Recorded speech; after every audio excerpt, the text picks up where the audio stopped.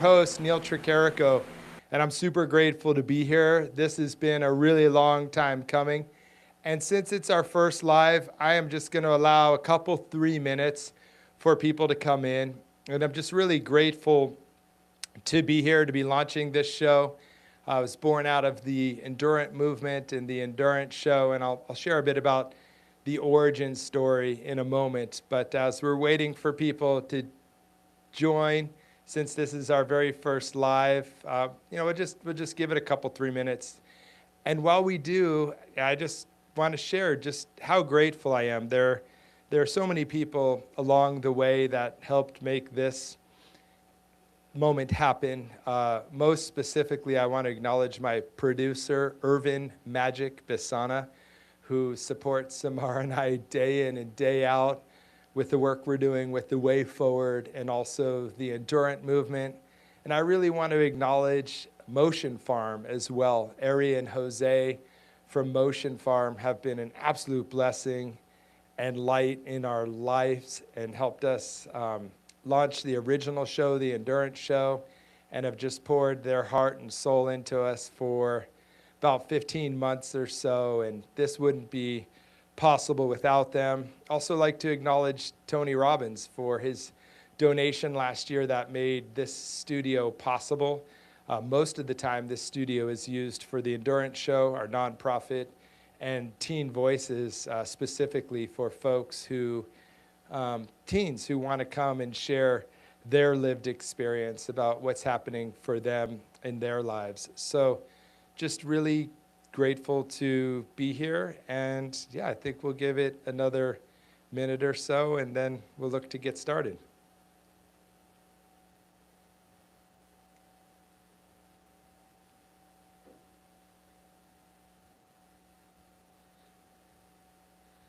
Oh, well, I want to welcome Alignment Architecture. Thank you for that comment.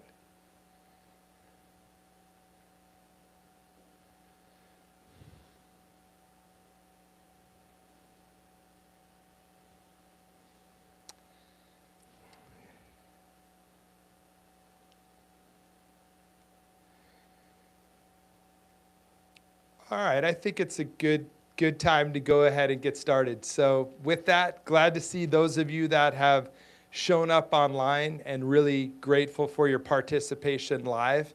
The outcome with the live show is ultimately this will land as a podcast that you're familiar with consuming on YouTube, Apple, and Spotify.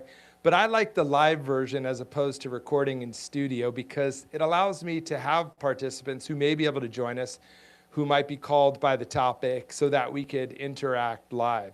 So without further ado, let's go ahead and get started. This is the pilot or very first episode of The Way Forward Live with Neil Tricarico. I'm your host, Neil Tricarico, and today's episode is The Survivor Secret, pretending to be the old you ever since you've had a loss.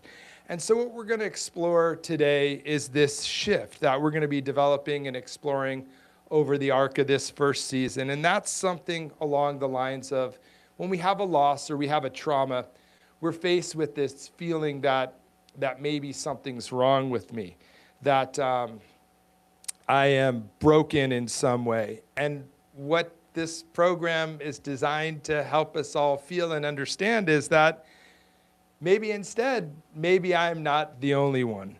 So I would love to share a little bit of background. And before I do, just really grateful that you're here. If you would, please subscribe. It really means a lot to us. And then that way you can get updates and acknowledgement on where we're going from here. So welcome. And why does this room exist? This room exists for an adult carrying something that they just can't move past, right? So the Endurance Way, and this live program in particular, exists for adults who have had some loss or experienced some trauma that they just can't seem to move past, despite all their best efforts. And I want to share with you that this is something that we're going to experience together. It's something that's felt, okay? I'm not a clinician. I'm not a professional. This is going to be me and others sharing our lived experience. Again, that's going to be me and some others sharing our lived experience. So on Tuesdays from 5 to 5:30 or 8 to 8:30 Eastern, if you will, rough times, I'm going to be interacting solo. And I welcome all of you to participate and engage with me. And on Thursdays at 5 p.m. Pacific, 8 Eastern, I'm going to have a guest that'll join us, that'll add value in some particular way. But I also want to make clear, obviously, this isn't a webinar. This isn't me as a talking head talking at you. The real outcome for this is to create and establish community. Community, after all, is what ties us together in connection and love. And I'll share with you, without preempting what we're going to be covering today, is community is the foundation of this growth and this transformation. And when I'm talking about transformation is how can we transform pain or loss into something purpose-filled? So by way of background, I just want to share endurant.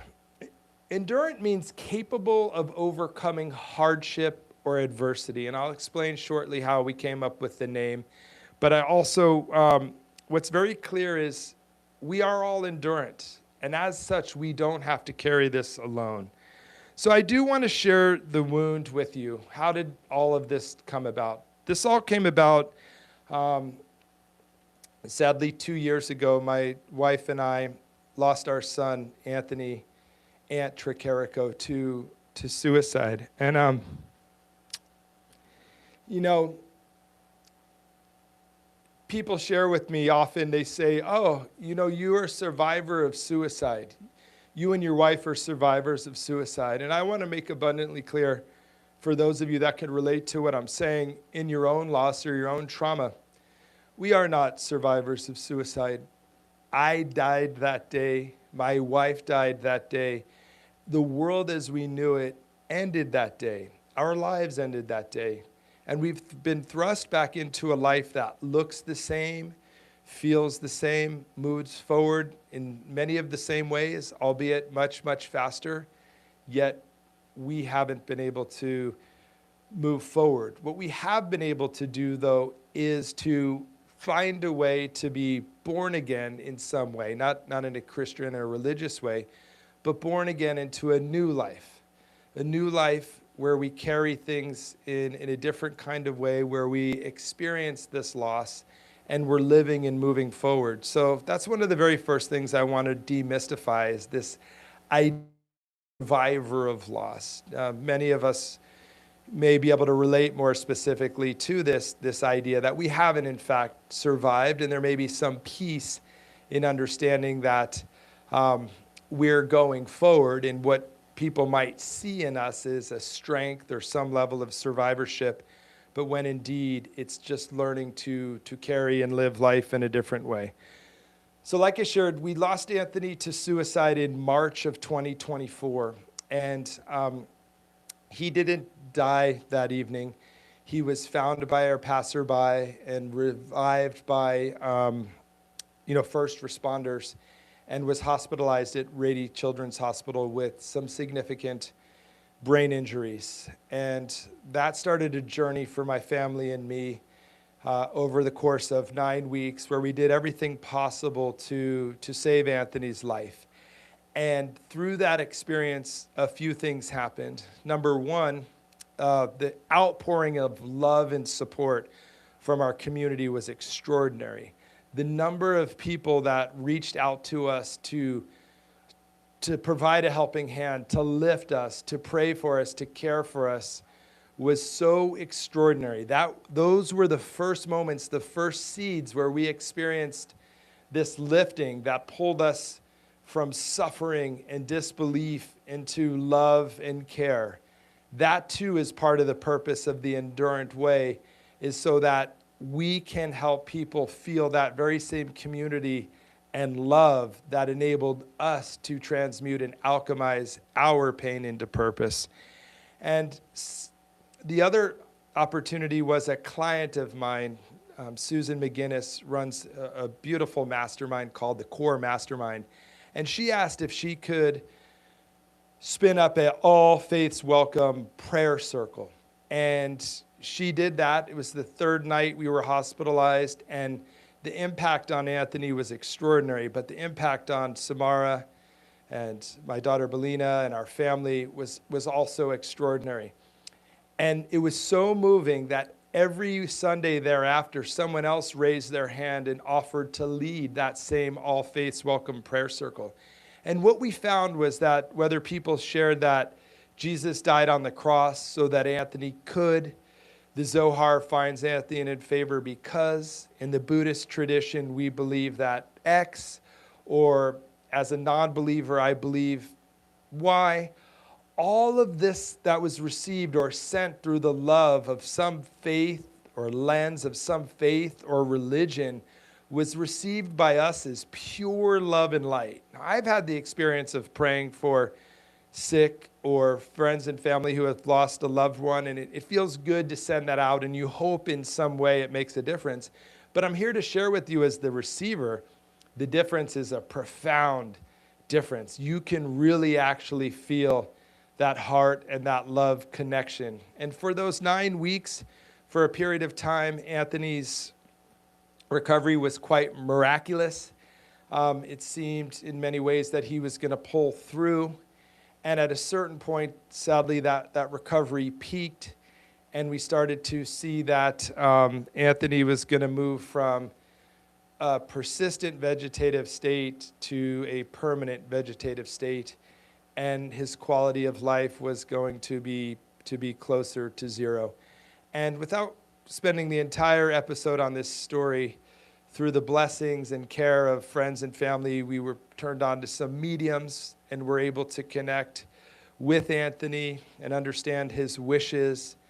And through that connection and the opportunity and care and love of support in Rady's Children's Hospital in San Diego, we came to understand that we had an opportunity to take Anthony off life-saving measures and to set him free. And while that was the most difficult decision of our life, it also was the easiest because we were at peace and we knew that he would be at peace, and we've come to learn just the peace that he is experiencing on the other side in heaven, and the mission that we lead through him directly and through his legacy and care. And soon after we returned home and felt that emptiness and that lack of his presence, a couple things happened. Someone reached out over social media and shared something very important that we weren't aware of. See, Anthony was diagnosed as high-functioning autism, and while his life seemed highly successful, 4.6 grade point average, an abundance of friends and relationships, thriving as a junior, going to the gym early in the morning, going to school and excelling and hanging out with his friends, training for a Spartan race or marathon or some epic feat, his struggles were real. He struggled with achievement and the science of achievement compared to the art of fulfillment. And that speaks to, with each achievement that he experienced, he was feeling less and less fulfilled. But ultimately what this woman shared was that we did not know of was that kids with his diagnosis between the ages of 12 and 18, and that diagnosis of what used to be called high-functioning autism, are nearly 30% more likely to take their own lives. And when we learned of this stat, we felt the call to something greater, that we had to make sure and ensure that no family, no kid would go through what we've experienced. And through the grace of God, the universe, if you will, we were able to launch a nonprofit called the Endurant Movement. And endurant, as I shared earlier, means capable of overcoming adversity or hardship. And the power of endurant means Ant still lives in that. See, Anthony's nickname was Ant, and it meant so much to him that he even in elementary school went in and had his name changed officially to Ant. So that enables us to tie legacy in here. And I just share with you that the Endurant Movement launched a year ago, and Endurant exists so that no teen, no youth, especially those with neurodiversity, have to feel alone, have to mask, and we're doing great things. And then now with this launch, the Endurant Way, We're focused on helping people heal, helping adults find that way forward when they'd had significant loss or trauma. And the Endurant Way and the work that I'm doing is designed to support. Proceeds will ultimately go to and benefit the Endurant movement. So this is the first episode. Wanted to spend a few minutes on the origin story, since I know so many of you have come over from that movement. And I just tell you this so that you know that I know the room that we're in. This is a safe room. This is a room to be vulnerable. This is a room to be yourself and feel hopefully love and support and community, and we're just getting started. So with that, let's have some real talk about this. I shared with you my experience, and what I felt was I felt a few things. I felt this indescribable sense that indeed life was happening for me, not to me. I mean, imagine this is the most horrific and worst loss that any parent could ever experience. And I felt like only for mere moments that I was suffering, that I was in the fetal position. And what I came to understand quickly through the love and support of the community, and you feel me getting emotional here because it means so much, and I want this for individuals that I know that are suffering alone, and that's why I've created this. Community lifted me up when I couldn't lift myself up. The love and care and support that we felt from friends and family, and ultimately from people far and wide, somehow enabled us to just stay a little bit north of suffering, just stay a little bit north of that paralysis of suffering. Because when we're suffering, we're incapacitated. But when we have pain, that's something we can carry. So, it was really powerful. And then the second piece was a mentor of mine, a dear friend, grateful to be part of his chosen family, Tony Robbins, reached out, and he shared with Samar and me that if we opened our hearts and we opened our eyes, we were being called to something greater.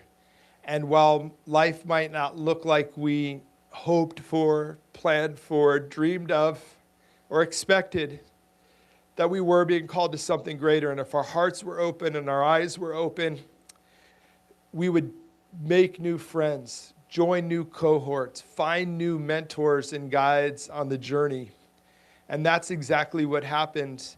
And I know it's easy for me to share and say, because I have access to Tony Robbins or whatever that may be, or in many ways I feel like I've been training for this. So I want you to know and understand that you're not alone. And while you may feel alone, if you can find it within inside you, just open your heart and open your eyes. There are indeed angels here on earth all around you, but you won't see them, and you sure as heck won't feel them without your heart and eyes wide open. So there's nothing to do per se, or to force or learn to teach, but just by opening that heart in some way, lifting your shoulders, opening your eyes, that creates the possibility for that love to come in. And really that's what the experience taught me over those 9 weeks. And what I can share with you is, in some ways that created almost like a honeymoon effect, or what they talk about in recovery, like this pink cloud, where things were going, okay. But what I realized, months after I got home, and that silence of the room was so deafening, and every time I heard sirens, I would just clench up or walk past where Anthony passed. It was just incapacitating. And as I found as time went on, I was trying to work some steps. And no disrespect to the work of Kubler-Ross and the 5 steps of grief. They're all true. And yes, we experience them not in any linear way. Things like anger, regret, disbelief, acceptance, they're constant. They keep happening. But in my experience, there is no there with this. And what I found was that I started to slip into pretending and hoping that I might find my way to return to my old self, to pretend that I'm okay. And I started showing up in a way that appeared that I was fine and okay. And it was hard to carry myself in that way. And what I realized was that wasn't working for me. When I was vulnerable, when I shared openly, when I was able to just be real, especially with friends that created that space, that just stayed and listened, didn't try to fix, and new friends that showed up and created that space. There was nothing I had to do. I just had to really sit with that I can't escape what happened. There's no escaping what happened, and trying to fix it or pretend not only wasn't working, it was taking me back closer to suffering. And that got to be really concerning. And so, along the way here, I'm going to open it up for comments, but if you resonate with this in any way, please share in the comments. My producer, Irvin's going to help me because 51 years old and I can't see them from where I am. So we're going to open it up for some comments in real time. But while I was feeling fine on the outside, like I said, I felt haunted underneath. And I don't remember exactly the moment or where it was shared with me or how I discovered this idea of both and. Maybe if you've been struggling for some time, you're familiar with what I'm talking about. If you're familiar with this concept of both and or the duality of emotions, please let us know in the comments. But what this means is rather than grief being linear, some process that I'm going to go through, and then at some point there's going to be closure, that's a lie. I mean, I just want to demystify that right now. If you're struggling with the idea of closure in some way, or you're going to go through some process and be back to the way you were, I would hypothesize, and my experience would tell me that is a myth. And in fact, that might be the root of your struggles. But this idea of both and really changed my life. And what it is it says you can hold two truths at once. There's no contradiction, and there's certainly not brokenness. You're not broken.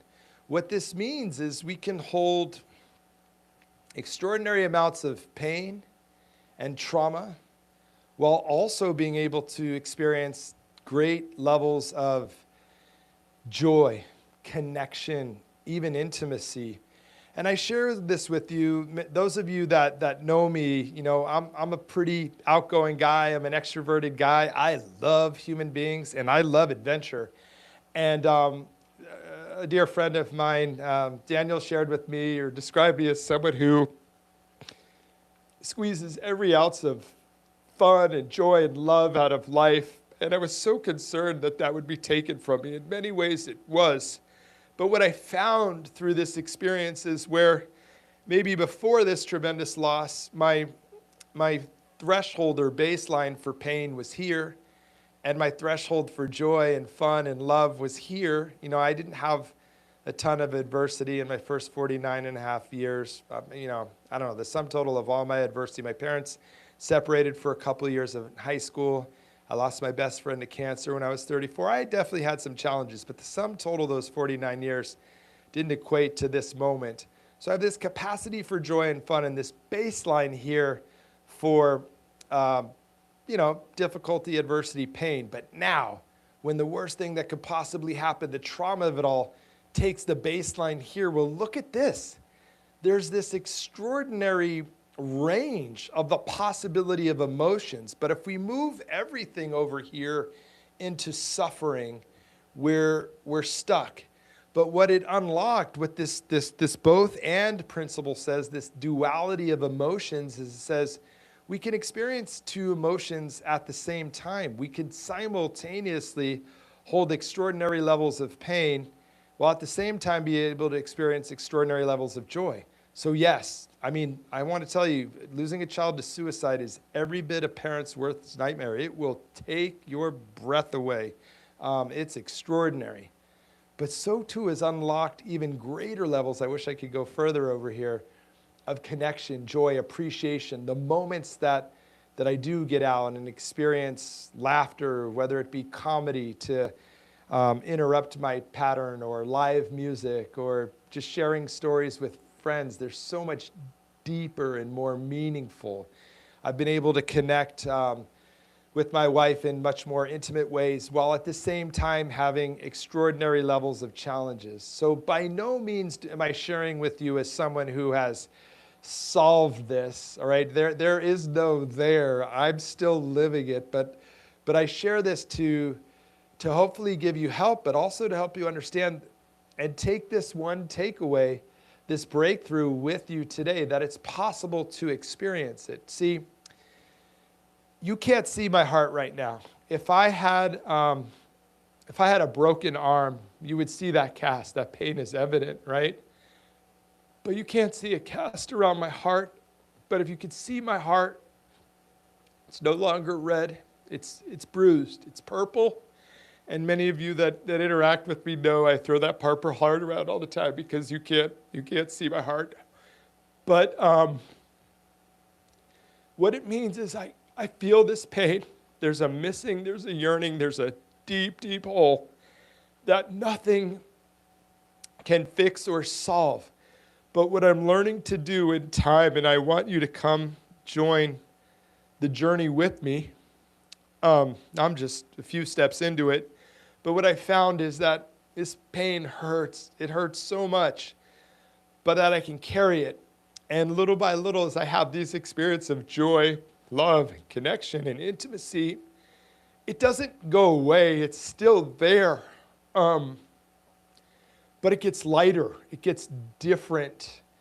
Both and are true. So I have these levels of experience, but I still feel that pain. And there's some part of me that wants to still feel that pain. I've had some experiences of bliss and intimacy and joy where I feel it go away for moments and I want it to come back. So I believe that it's a blessing, it's a gift. We're all going to have trauma and loss in our life, and so many of you that are joining us do. And another thing I've learned on this journey is there are countless others who have experienced far greater pain and tragedy than me. But it opens up a richness in our life that is just tremendous. So if I can help you in any way, if you can take that in any way and just sit with that pain, sit with that loss, and think about some memories, some experiences that bring you joy, but not with the intention or outcome of that going away, but with the intention or outcome to sharpen that gift that exists at a soul level, to carry pain and joy at the same time. And you may have heard this phrase before, that grief is just love that has nowhere to go. And while I resonate with this, I really do believe, and this is my belief, that while that may be true, that love that we felt, that pain that we feel, is in direct correlation to the level of love we had for that person. And that's what makes it so difficult. And especially being a parent, that capacity to love is extraordinary. And that pain you feel is also extraordinary, but the love still exists. The capacity doesn't go away. And there are places for it to go.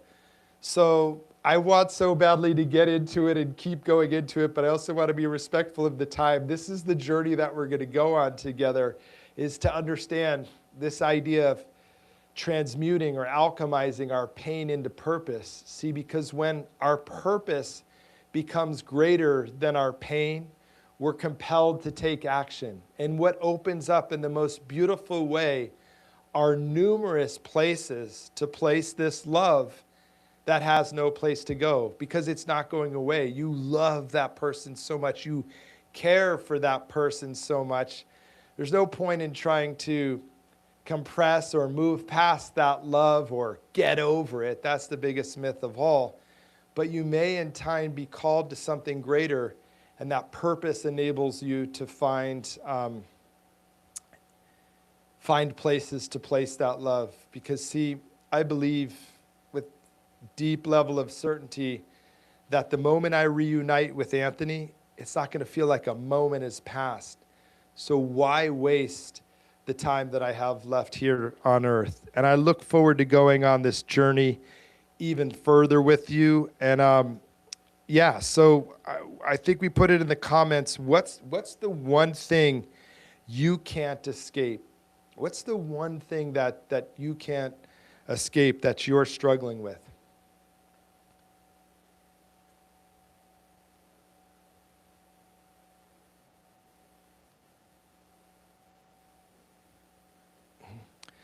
Okay, cool. And then it sounds like we've also gotten from, knowing that this was the first live episode, and many of you will be consuming this on demand. We had some people share with us. One of the things that comes from Sarah, she said, I can't escape this feeling that I could have done something. I regret not being able to do something when I lost the love of my life. And you're not alone, Sarah. That's something that we all, or many of us, I can't speak for all, but many of us struggle with us, especially in hindsight, and it's just so cliche to say hindsight is 20/20, but we did the best with what we knew at the time, and all the decisions we made were made out of love. And, I'm not here to tell you that you're going to magically find some way through that regret. But what I hope to share with you and hope that everyone takes out of this episode is to play with, to test this idea of both and the duality of emotion, that I could feel regret. I could feel if I had only, gosh, what I would do for another shot to save Anthony's life. Our journey with him from his first suicidal ideation was a 2-year journey.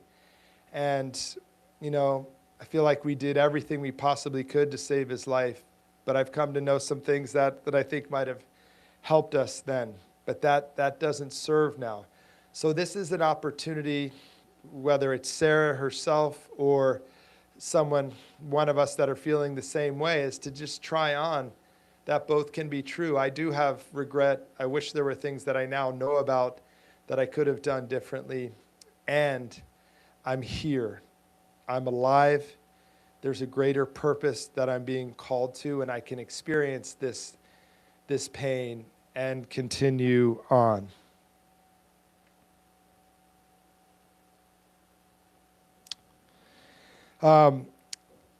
Also from Larry, I really like this one for the men out there.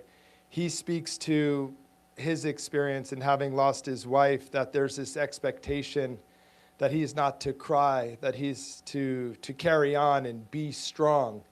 And whether you're like Larry or like me, it's a generation that we came up in.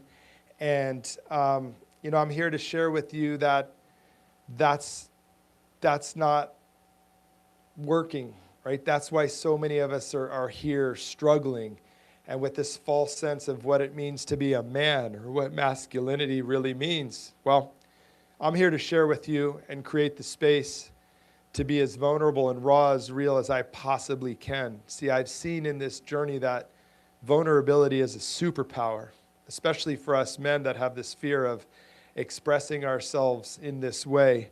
So again, this is the first episode, and by no means am I healed or an expert. I'm just someone who's got, just a little over 2 years of experience, and I'm just sharing my lived experience. And again, the hope is from today that we can really play with and try on this concept of both and the duality of emotions, so that we might start to experience life to this fullest. Because again, this breadth of emotion that we now are blessed with the capacity to experience opens up a life that is rich with untold level of connections. The level that I can connect with people who are suffering, who are experiencing deep loss, is never a level that I was able to appreciate or understand before. Empathy is powerful, but be able to connect on a soul level is extraordinary and opens that up. So, yeah, if there are any other questions or comments there, Irvin, otherwise I think I'm going to bring this home with a takeaway. Okay, great. So one of the things that I wanted to share, I was really blessed that a dear friend of ours introduced us to a man named Ken Druck, Dr. Ken Druck, and Ken lost his daughter on a trip in a bus accident, and he too felt the calling to something greater nearly 3 decades ago. And I'm hoping, and I think I'm going to have Ken on as our guest, so I won't spoiler alert the story. But he shared something. We were fortunate enough, Samara and I, to meet with him in early recovery, and he said to us, "Take your foot off your throat, Neil." And this goes back to you, Sarah. This feeling of regret that you could have done something different. It's like you're the judge and jury for yourself, and you've put your foot on your throat. And take your foot off your throat and put your hand on your heart. And it was just so powerful and so simple. And that's what I want to leave you with. And if you have a chance, his book, How We Go On, How We Go On by Dr. Ken Druck, who I'm hoping to have on in the next few weeks. I would just say, don't be the judge and jury for yourself. Take that foot off your throat, put your hand here on your heart, and just take in one deep breath and just say to yourself, this happened and I'm still here. This happened and I'm still here. And again, we're just going to be taking baby steps on this journey. The purpose of our work together is not to fix you. You're not broken, but to understand that let's stop pretending. Let's stop pretending that this is something we're going to overcome. We're going to go back to ourselves. And let's start with, this has happened and I'm still here. And I hope that those two things are practices that you'll take with you. This power of the duality of emotions, the both and placing your hand on your heart, and you're reminding yourself that I'm still here. And ultimately, there is peace within. There is peace within, and purpose is what comes next. Purpose is what comes next. So I just want to acknowledge and thank again Samara for being my partner and guide in life and encouraging me to step into this and share my journey, and Motion Farm and Irvin, our producer. And I'm really excited to share that this Thursday in 2 days at 5, we'll be kicking off our first episode as an interview episode, and I'm going to be bringing in my dear friend David G., meditation teacher and just soul human being, who helped me early on understand this calling, this idea of post-traumatic growth, and that I could be someone to share my journey and help connect with others so they too might experience some purpose. So please come and join us this Thursday at 5 Pacific, 8 Eastern for the Way Forward Live with Neil Tricarico. We'll be having our dear friend and guest, David G. And thank you to those of you that have joined live and in real time, and for those of you that are consuming this wherever you get your podcasts, Apple, Spotify, Audacity, or hopefully on YouTube, because then you could see and feel us interact live. I'm grateful for this space. It's powerfully healing for me, selfish in a way. And until next time, We are all endurant. See you Thursday. Thank you.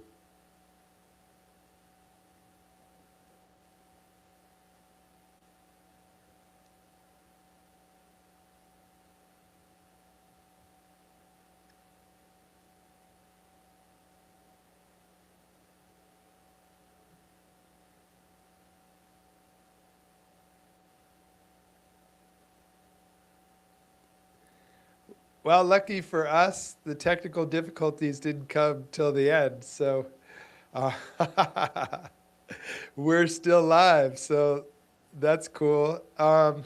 It's not, what if you just end it? I know it needs to upload. Are you able to end it from where you are? Should I? I know it's got to upload. Okay. All right. Well, you all will see me walk behind the screen. I'm grateful that the technical difficulty didn't happen till the end. We'll see you Thursday. All right. Take care.